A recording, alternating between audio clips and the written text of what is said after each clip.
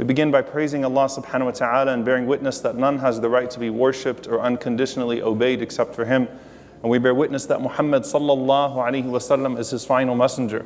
We ask Allah to send His peace and blessings upon Him, the prophets and messengers that came before Him, His family and companions that served alongside Him, and those that follow in His blessed path until the Day of Judgment. And we ask Allah to make us amongst them. Allahumma Aamin. Dear brothers and sisters, typically when we talk about the effect that we are having on the rest of the Ummah, there is this sense of introspection that's lacking. What role am I playing at the spiritual level when it comes to everyone else? And so you can talk about the role of sins in bringing about burden, or you could talk about the role of dua and bringing about relief.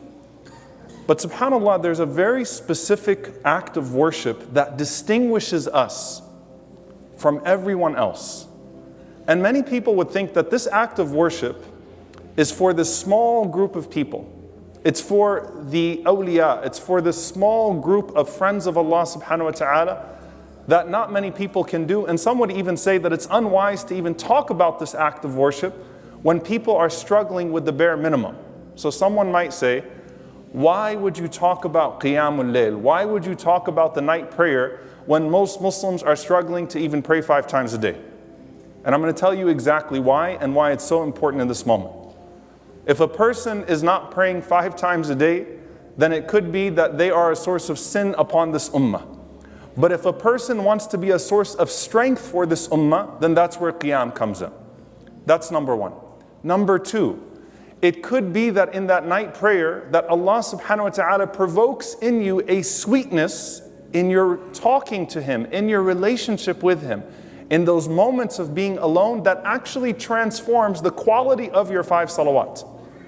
If you learn to enjoy your qiyam, if you learn to enjoy 2 rak'ahs at night, that can actually transform all 5 of your prayers during the day. Because you actually would have had some meaning in it and you're not thinking about everything that has to come and everything that you have to do. Inna nashiyata al-layli hiya ashaddu wat'an wa aqwa muqila. Allah Azza wa Jalla tells the Prophet sallallahu alaihi wasallam that verily the night, and in the night it is a time where you can develop greater strength and you're less distracted, because inna laka fi an-nahari sabhan tawila. There's so much that you have to do during the day. And so the quality that you gain from 2 rak'ahs at night can transform 5 prayers of the day. But there's something else that I really want us to get to. And I say this, by the way, subhanAllah, that this is something that we should all aspire to, starting with myself. This is a deed that we should struggle with, and this is a deed that I am struggling with, and this is a deed that I hope all of us will struggle with, bi'idhnillahi ta'ala. That in this moment in particular, there is nothing that can build us for the moment like Qiyam as individuals and as societies. There is nothing that can give us victory over those who oppress us like this particular act of worship. And I want to take you back to the moment that the Prophet ﷺ comes to Medina and he gives his inauguration speech. And you've all heard this many times, but I want you to pay attention to the only thing that differentiates this speech, or the main thing that differentiates this speech from anything that anyone had ever heard before. Ayyuhan nas, he gathers all the people, the Muslims, the Jews of Medina, the polytheists of Medina, maybe the few Christians in Medina, people of all different backgrounds and faiths, right? They're coming around to hear what this man is going to say, sallallahu alaihi wasallam, in Medina when he finally has a platform. He can finally speak, because in Mecca, they didn't allow him to speak in public, sallallahu alaihi wasallam. They persecuted him, alayhi salatu wasallam, in his own home. Ayyuhan nas, O people, afshu salam, spread peace. Now, if you're not Muslim, you can appreciate spread peace, afshu salam. And of course, we have the specific greeting, assalamu alaikum. But it's more than that, because so many Muslims say assalamu alaikum, but they intend everything else except for salam when they give it to you. They say assalamu alaikum, peace be unto you, but everything under the words of salam is not salam, right? So salamu alaikum is an intention towards your brother as well. Assalamu alaikum, peace be unto you, an intention from sister to sister as well. Assalamu alaikum, peace be unto you. Afshu salam, spread peace, not just with your words, but with everything else. All right, if I'm someone who's hearing the Prophet ﷺ for the first time, I've heard something like that before. At'imu ta'am, feed the poor, beautiful. Salam is what Jesus, peace be upon him, used to say in the Bible, right? Even now, peace be unto you. This is the greeting of the prophets. Assalamu alaikum. Feed the poor. We can find this noble trait in multiple ways of life. Of course, we want to excel with it and we have a different push towards it. But feed the people and especially the poor. And the Prophet ﷺ says, Wasilul arham, and connect your families, establish the ties of kinship.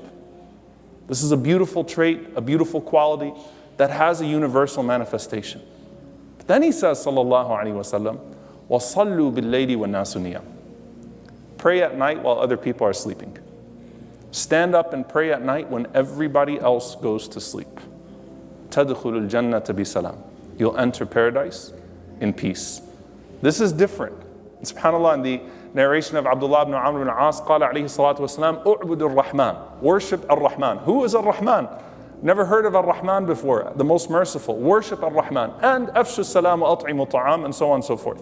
Spread peace and feed the people. The Prophet ﷺ is saying that the way this society is going to be established and distinguish itself, the secret ingredient beyond what we already know of the good things that Allah has put in us to naturally incline towards, the secret ingredient is going to be that those same people that are spreading peace, those same people that are feeding the poor, those same people that are working are not making an excuse for themselves to not fight with their bodies and stand up to replenish their souls at night. This is what's going to be your secret ingredient to building this society, O Ansar, in a way that no one has ever built a society before.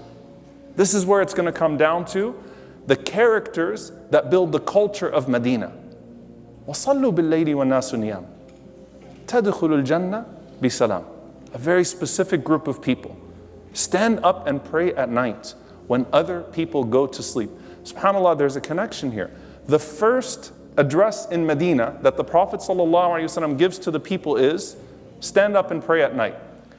And the first address that Allah gives to the Prophet ﷺ in Mecca in his most devastating times, when he's alone in society, is Ya ayyuha al-muzammil qum al-layla illa qalila. Of the first words, O you who is wrapped up, stand up at night and pray, except for a little bit. Push yourself, O Muhammad sallallahu alaihi wasallam, because in Medina you need to build a society. But in Mecca, you need to build a character. You need to build a certain type of spiritual resilience that's going to allow you to deal with oppression. In Mecca, you have to resist the society that wants you to be something you're not. In Medina, you have to build a society that no one has ever seen before. And the secret ingredient of both of those is going to be your willingness to stand up and pray at night. Because you're going to nurture something in those moments that no one else can nurture. You're going to kindle a fire in your heart in those moments that no one else knows what it's like to kindle. But you have to be willing to put in that sacrifice. Before Allah subhanahu wa ta'ala made the 5 prayers obligatory, He made Qiyamul Layl obligatory on the Prophet sallallahu alaihi wasallam. He made the night prayer obligatory on the Prophet sallallahu alaihi wasallam and the believers by extension. Then once Allah revealed the 5 obligatory prayers, then the second part of Al-Muzammil was revealed, as Aisha radiallahu anha said, which turned it into a voluntary prayer. So you will not be punished on the Day of Judgment for not praying Qiyamul Layl. It's not obligatory. And I want to make that very clear. But in this moment, subhanAllah, you want to build yourself as an individual? You want to build a society? It's the secret ingredient. It's the secret ingredient of victory. When Allah subhanahu wa ta'ala talks about the battle of Badr, when the Muslims were outnumbered by those who had no good intentions towards them and wanted to do all sorts of things towards them, Allah subhanahu wa ta'ala does not attribute the victory that came to them through the archers or the way that the Prophet ﷺ was able to develop a scheme where he could deal with, this genocidal group of people that outnumbered him. Allah subhanahu wa ta'ala says, إِذْ تَسْتَغِيثُونَ رَبَّكُمْ فَاسْتَجَابَ لَكُمْ. The victory came last night when you were in the tent and you were making dua to Allah subhanahu wa ta'ala. You were supplicating your Lord. إِذْ تَسْتَغِيثُونَ رَبَّكُمْ فَاسْتَجَابَ لَكُمْ. That's when Allah answered you. When you were in the tent the night before. It wasn't what you put together the day of. It was the night before. And we know the famous story of Salahuddin al-Ayyubi rahimahullah, when he was dealing with the Crusaders, trying to retake Jerusalem from the Crusaders. What does he do in Hittin? He goes through the tents. Not yet, not yet, not yet. But when he sees the lights on in the tents, now we're ready. When he sees that these people who are dealing with the brutal conditions of war against the Crusaders of all people, who have seen horrors that none of us can even imagine, even in this time. And he goes around and he sees them by themselves, waking up and praying at night. Now it's there. Now that ingredient is there. In our personal lives, dua is an arrow. Dua is a connection between you and Allah subhanahu wa ta'ala over those who commit dhulm against you. And on a community level, dua is an arrow that we have against those who oppress our ummah. It is a connection from us to Allah subhanahu wa ta'ala. It is the secret ingredient. It is the distinguishing factor. Now again, someone is like, I can barely pray 5 times a day. I'm struggling with Fajr. I'm struggling with Isha. I'm struggling with Asr in the middle of my workday. Why are you giving a khutbah about Qiyam? Dear brothers and sisters, we've all adjusted ourselves in these last few months in some way. I guarantee you that your social media usage has probably gone up, right? As you're consumed by what's happening. I guarantee you that your thoughts have shifted. I guarantee you that your emotions have shifted. Your priorities have shifted. Your perspectives have shifted. What better time than for all of us to say, you know what? I'm going to take on this habit. Once a week, twice a week. And if I taste the sweetness of it, it might inject the sweetness that I needed in my salah, and it might give us the victory that we need over ourselves and then over those that oppress us. Because if you win that battleground, then you can win any battle. And if you gain that peace, then the Jannah is in your heart before you attain any likeness of Jannah in this world or Jannah in the hereafter. But it takes a sacrifice. And I know all of us right now are thinking about the ways that we can help. And there's nothing like dua that can help. And there's nothing like dua in the last third of the night that can help. And that comes from you as an individual. Build the individual in Mecca, build the society in Medina, think about Badr, think about Hittin, go back to yourself and say, you know what? Even if I'm struggling with my 5 daily prayers, I'm going to struggle with 1 night a week, 2 nights a week. And then you're not just only not a source of sin to the ummah, you're actually a source of strength to the ummah as well. May Allah subhanahu wa ta'ala give us all the ability to stand up and pray at night.